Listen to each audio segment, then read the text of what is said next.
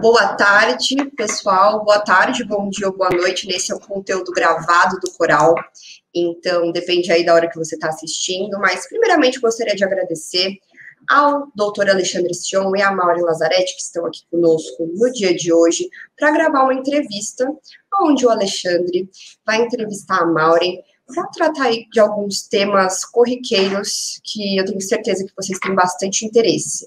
Então, Maureen, que é presidente da ABEMA e também secretária de Meio Ambiente do Mato Grosso, está aqui conosco, Alexandre Sion, sócio nacional de advogados, os dois veteranos viéticos, né, estão sempre com a gente nos eventos e também em todos os conteúdos que a Viex promove. O Coral é uma série de conteúdos que está aí disponível para vocês no site da Viex. A gente tem artigos, podcasts, vídeos, entrevistas. Então, acessem o link aqui embaixo. O pessoal colocou aqui para a gente.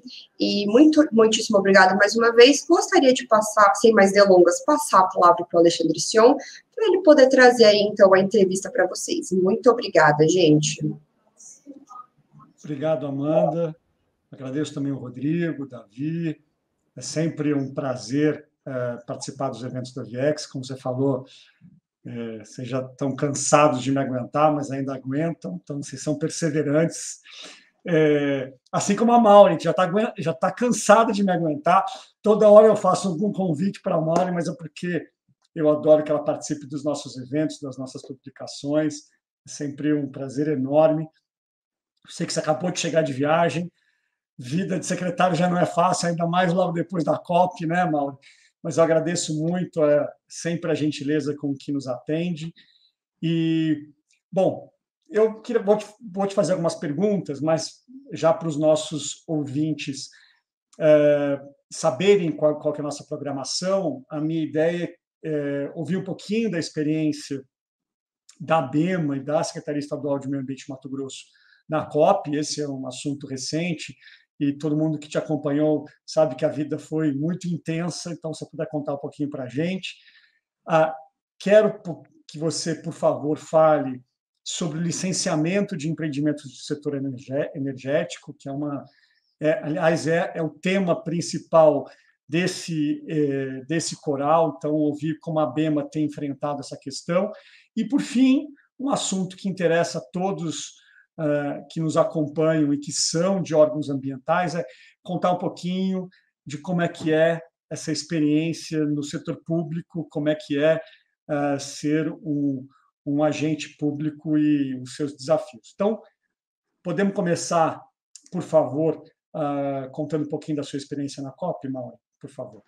Claro, bom, vou parafrasear a Amanda. Bom dia, boa tarde, boa noite a quem nos assiste, dependendo do horário que você tiver. Quero parabenizar a Viex por esse espaço, por essa plataforma, pela forma como as pessoas podem, a qualquer tempo, ouvir sobre assuntos de tamanha relevância como esse. E, Sion, é sempre uma grande alegria estar com você. Eu faço o possível e o impossível para que a gente possa bater esse papo sempre construtivo. A Viex também está de parabéns. Eu sou veterana da Viex porque acredito na responsabilidade, na determinação e na forma consistente como os eventos da Viex são sempre programados e executados. Então, é uma grande alegria estar aqui. Você me fez 3 perguntas dificílimas de serem respondidas. Talvez a primeira delas seja mais simples, né? Vou tentar ser objetiva para que os nossos telespectadores, para quem estiver nos ouvindo, possam compreender, dentro da magnitude que são as 3 perguntas, aquilo que é mais relevante.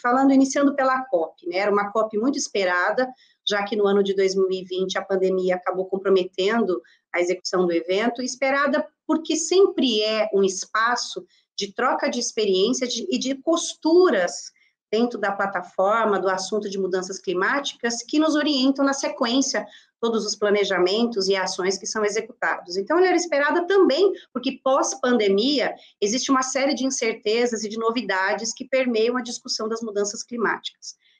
Para a ABEMA, foi um espaço extraordinário, os estados estiveram maciçamente presentes na COP, nós tivemos espaços em diversos painéis para diversas iniciativas estaduais, vários estados puderam falar dos seus programas, O estado de São Paulo esteve lá falando de todo o seu programa, Pará, Ceará, Pernambuco, Mato Grosso, entre tantos outros. Nós tivemos até dificuldade de nos encontrarmos, porque eram agendas intensas. A gente percebe o interesse de diversas entidades do mundo em saber o que os estados têm feito no Brasil em prol dessa agenda. Especificamente sobre a campanha Race to Zero, vários estados que têm planejamentos, têm programas, puderam destacar os seus programas.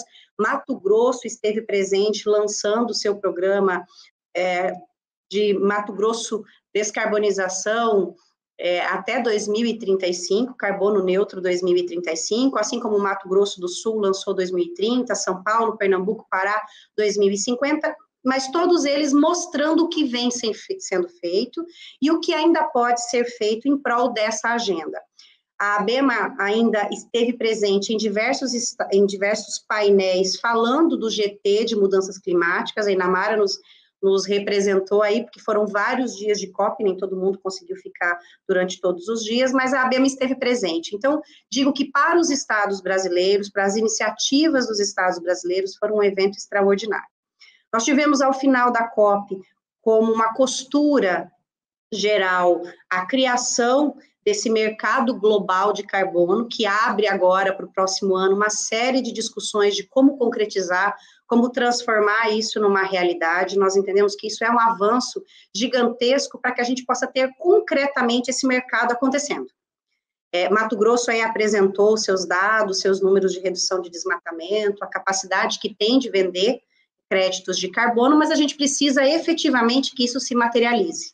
E mais, que existam investimentos compatíveis com a demanda e o mercado. Além disso, tem aquelas críticas a respeito de quanto evoluiu pouco a matriz energética, a mudança de matriz energética do restante do mundo, e aí já entrando um pouquinho para o nosso segundo tema, ainda é muito...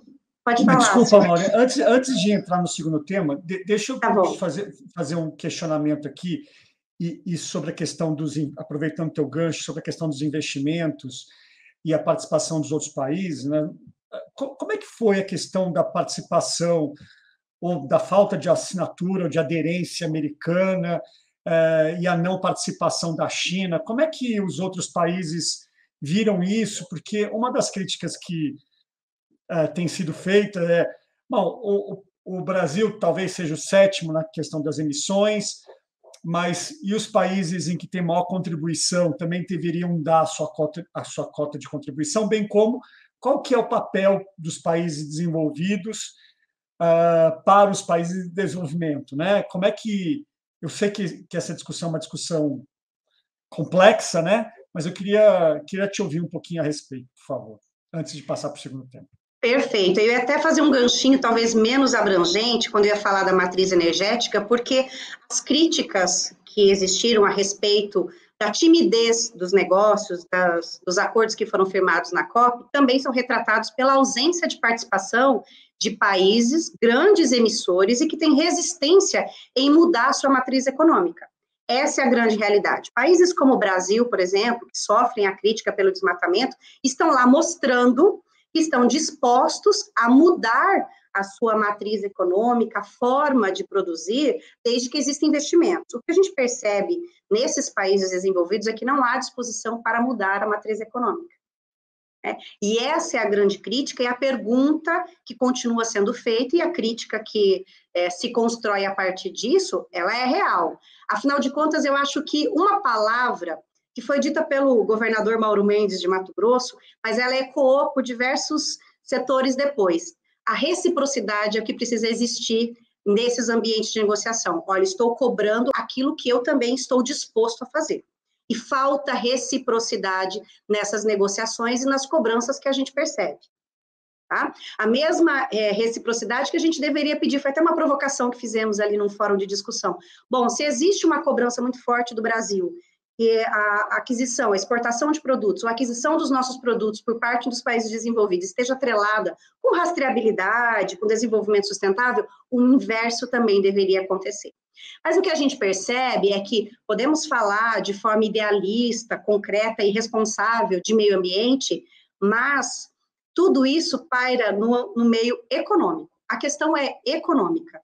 É óbvio que o consumidor é quem está fazendo a diferença. É ele que pode fazer a diferença a partir do momento em que ele atrelar o consumo dos produtos a uma responsabilidade ambiental. E aí isso vai atingir países como a China, os Estados Unidos, a própria Austrália, que não ficou disposta a mudar a sua matriz energética. Então, essa discussão ainda vai longe.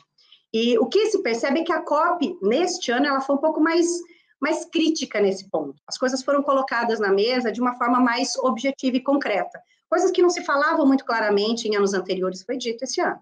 Exatamente, pontualmente, a respeito da ausência de compromisso desses países desenvolvidos. E da necessidade real de sair do discurso para colocar na prática investimentos que possam mudar matriz econômica. Porque é isso, se não houver mudança de matriz econômica, não vai haver mudança no cenário ambiental. A gente precisa, sim, consorciar crescimento econômico com responsabilidade ambiental. Custa caro ser responsável ambientalmente. É isso aí, essa é a temática. Aliás, isso serve para a mudança climática, como serve para tudo, né? Enquanto a gente não encontrar modelos econômicos viáveis, não adianta a gente só fazer discurso, né? A gente tem que focar para a viabilidade, porque senão o discurso é bonito e a gente acaba tendo dificuldade para trazê-lo para a prática. Então, acho que iniciativas como essa, perspectivas como essa, são muito bacanas. Mas aí, então, voltando agora para a segunda pergunta, falar um pouquinho do trabalho que vocês têm feito. Eu sei e tenho acompanhado o trabalho da ABEMA, um trabalho muito bacana, você está de muito parabéns, viu, Mauri?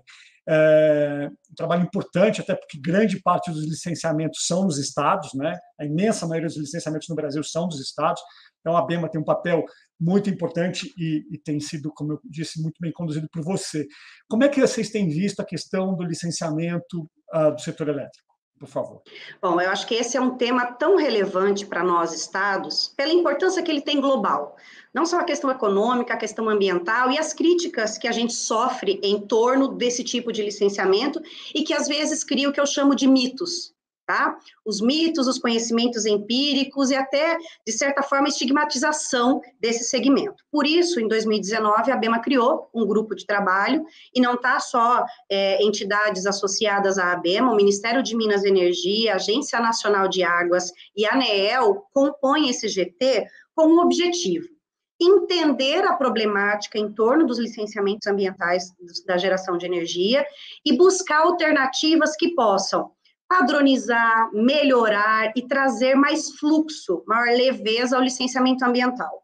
Nós já fizemos inúmeras reuniões para levantar dados a respeito da demanda instalada pelo Ministério de Minas e Energias, as dificuldades encontradas pela ANEEL e pela ANA em relação ao tema, que desemboca, evidentemente, no licenciamento ambiental. Nós acabamos, inclusive, chegando a algumas conclusões que são muito interessantes. Nós tivemos a última reunião, que gerou um trabalho, até compartilhei contigo para você entender um pouquinho desse cenário. O que a gente percebe? Não é só o licenciamento que é vilão.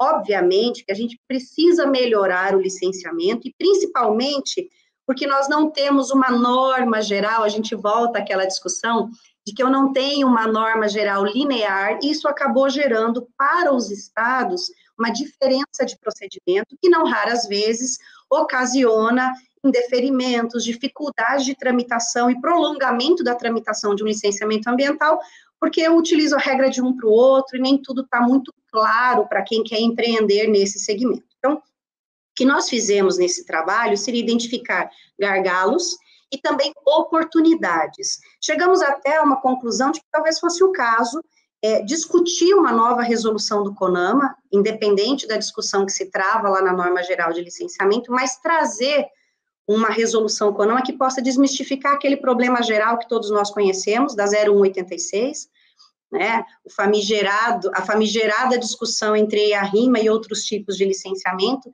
tirar isso desse ambiente para parar e diminuir a judicialização, que nós mesmos compartilhamos num outro evento uma recente decisão nesse sentido, que não considera o aspecto ambiental, mas sim a geração de energia. Nós temos tanta tecnologia hoje acoplada ao licenciamento de geração de energia, que a gente precisa sair daquela legislação retrógrada de 30 anos atrás. E é isso que eu acho que é o maior desafio de hoje, é traduzir para a legislação que nós temos, e uma legislação que possa alcançar todos os estados, um mecanismo mais atual, que incorpore todo o conhecimento científico, tecnológico, que ao longo dos últimos anos foi aplicado para esse segmento, e também as diversas matrizes energéticas que nós temos.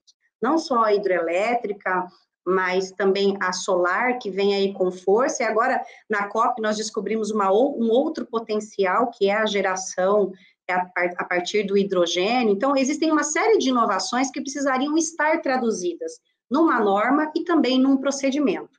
O nosso objetivo com o GT é contribuir para essa construção, envolver esses órgãos federais que fazem parte do processo. Nós descobrimos, por exemplo, que muitos problemas estão lá na Agência Nacional de Águas para a outorga de uso da água, e que existe diferença entre os estados em como compreendem a outorga de uso da água e como isso, na sequência, interfere nos outros usos múltiplos.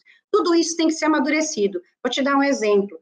No estado de Mato Grosso, a gente tem uma série de conflitos, porque a reserva hídrica, apesar de não ser concreta, porque a geração de energia não retira a disponibilidade hídrica do curso hídrico, mas a partir do momento que eu tenho empreendimento hidrelétrico, eu não consigo mais liberar para outros usos múltiplos, mesmo a água estando lá presente, por conta do cálculo de disponibilidade hídrica. Então, nós estamos mudando a forma de calcular, fazer esse cálculo automaticamente, tanto pela vazão contínua, quanto pelo cálculo tradicional, para que a gente possa permitir. São evoluções. O que é mais importante da ABEMA, como uma entidade que representa as 27 unidades da federação, é encarar o problema, entender que o licenciamento ambiental de geração de energia, ele é complexo, por como isso desperta na população uma questão emocional e um vínculo equivocado de que os empreendimentos de geração de energia causam um impacto absurdo. Não é assim, há um desconhecimento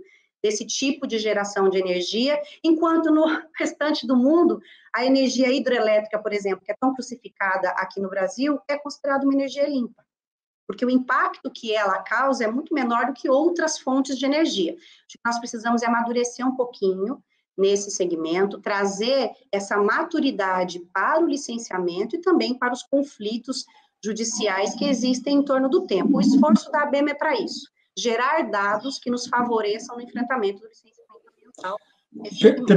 Perfeito. Você tocou alguns pontos relevantes.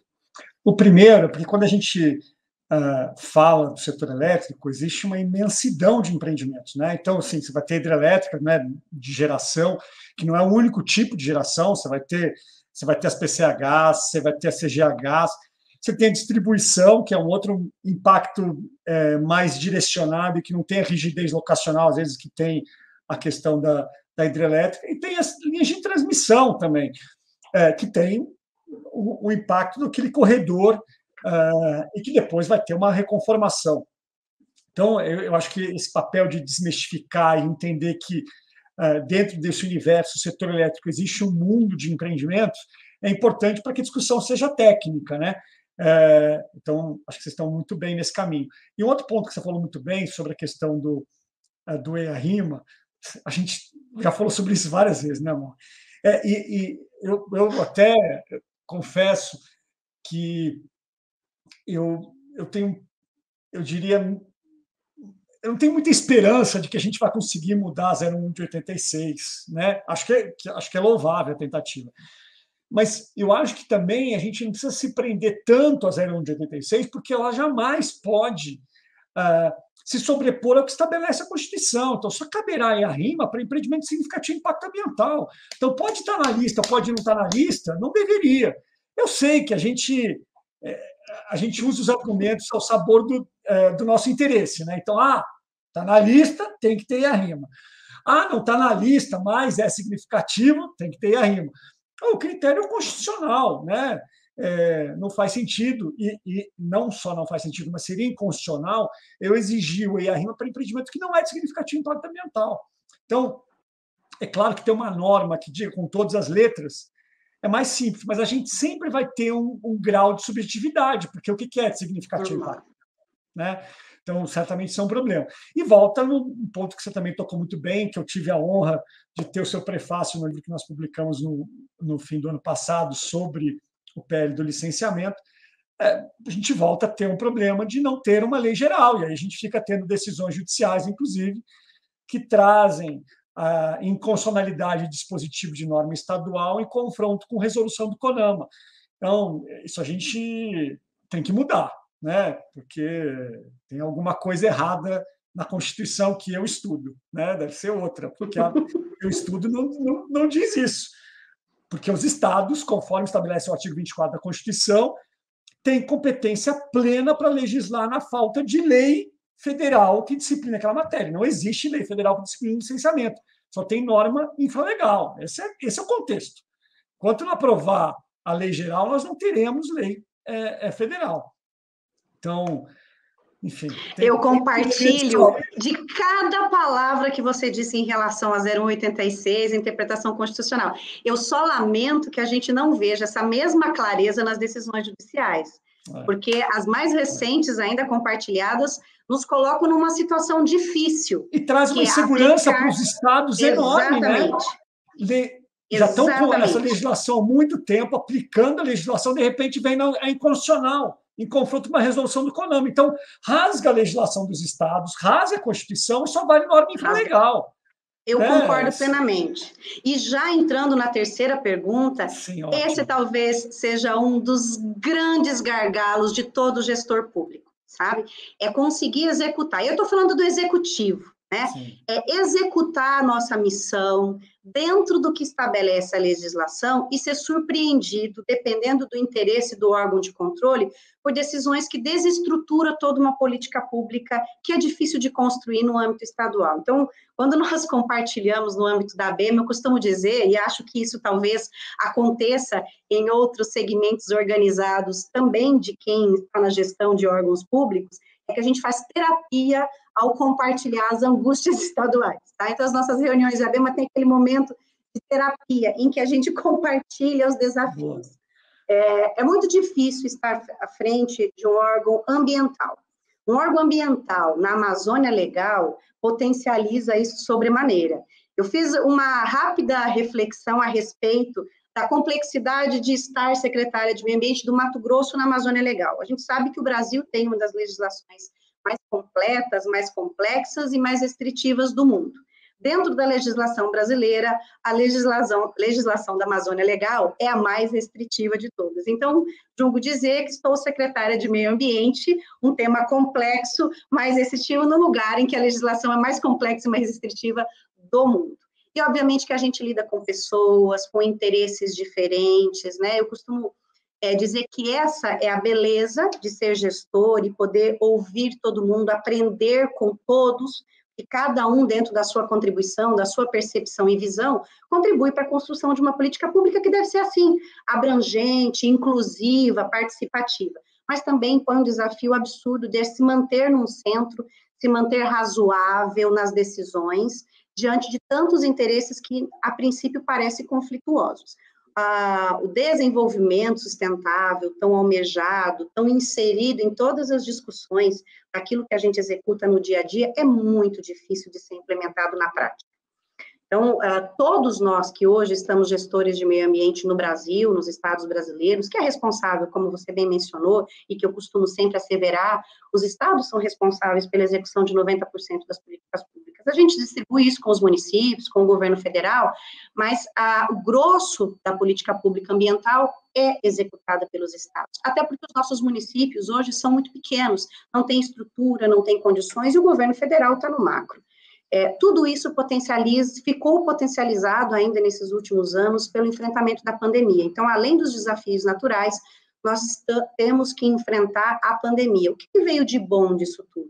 Acho que mais do que nunca, os estados focam hoje, e os gestores focam em inserir a tecnologia dentro do nosso contexto de execução de políticas públicas. Então, mais do que nunca, estamos investindo em processos digitais, em tecnologia, inteligência da informação, para tornar os nossos processos, a nossa prestação de serviço para a sociedade, como algo intuitivo que aproveite os dados que nós já temos. A gente tem entidades que geram dados muito consistentes. Posso destacar aqui a Embrapa, por exemplo, faz um trabalho extraordinário para tentar conciliar produção com um menor impacto ao meio ambiente. A gente, às vezes, não destaca a importância, a relevância, os resultados que isso já promoveram ao longo das últimas décadas para o Brasil. Esse é o desafio, é tentar enxergar de forma mais ampla, e não assim.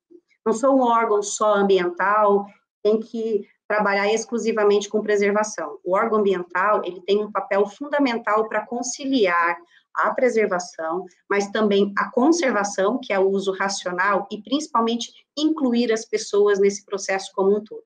É isso que a gente tem procurado fazer no âmbito do Estado de Mato Grosso e também na ABEMA. A nossa gestão hoje tem sido muito inclusiva, participativa, para que a gente possa compartilhar aquilo que é bom, para que aqueles que não estão no mesmo caminho possam aproveitar. Nada se inventa, a gente não está inventando a roda, só estamos tentando potencializar o resultado positivo para o Brasil. Esse é um pouquinho dos desafios diários, da satisfação, da alegria e das angústias que eu passo todos os dias como secretária de Meio Ambiente, também lá na ABEMA como presidente. Muito bom, viu, Mauro? Eu sempre digo, eu já ando numa fase que eu já falo demais, mas eu vou repetindo as coisas, porque quem sabe alguém ouve.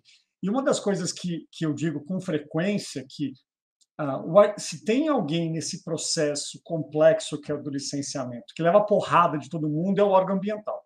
Porque é o empreendedor que acha que demora demais, é o órgão de controle que acha que está tudo errado, é a sociedade civil que acha que está vendido para o capital, é a mídia que encontra sempre que acha que tem algum problema, enfim, está todo mundo direcionado para o agente público. Então, eu acho que o nosso papel como Estado nacional é de criar instrumentos de fortalecimento dos órgãos ambientais, porque órgãos fortes, estruturados, com técnicos capazes, dá essa coraça para poder enfrentar esses desafios. Toda vez que a gente quer enfraquecer o órgão ambiental, a gente enfraquece a gestão ambiental. Então, acho que isso, nós temos inúmeros exemplos. Um deles, ainda falando do PL, e eu espero que seja aprovado, é a exclusão do parágrafo único do 79, que criminaliza a conduta do agente na modalidade culposa. Então, se eu concedi uma licença, autorização, porque eu não percebi as milhares de normas que existem no país em matéria ambiental, eu cometi um crime? Não pode ser, não faz sentido, né? Então, a gente tem que permitir que cada um exerça o seu papel. Então, aqui sempre o meu apelo para que a gente sempre tenha uma visão propositiva de instrumentos que tragam fortaleza, que permitam essa coraça do órgão ambiental para que ele desempenhe esse papel que é fundamental para a proteção e para o desenvolvimento nacional. Maureen, é sempre uma alegria enorme estar com você. Como disse a Amanda, infelizmente online, mas eu tenho certeza que em breve nós faremos muitos eventos presenciais, para minha alegria, para minha honra. Muito obrigado, viu? Amanda, obrigado demais, obrigado a você, obrigado ao Rodrigo, obrigado a Davi. Eu lhe devolvo a palavra. Vocês falaram tudo e mais um pouco, então gostaria de agradecer por mais um conteúdo para o Coral. O link do Coral está aqui embaixo, pessoal, acessem. Além desse vídeo, que eu tenho certeza que o Dr. Alexandre vai divulgar bastante. A gente tem bastante conteúdos interessantes, podcast, artigos. Então, quem quiser também mandar um artigo ou algo de interessante para compor o Coral, fiquem à vontade, mandem para info@viex-americas.com e será um prazer receber todo mundo. Obrigada, gente. Amanda, me permite só uma coisa, deixa eu só passar a palavra para a Maureen para ela se despedir também. Eu já me despedi, você também. Deixa eu também dar essa oportunidade para a Maureen, por favor. Claro.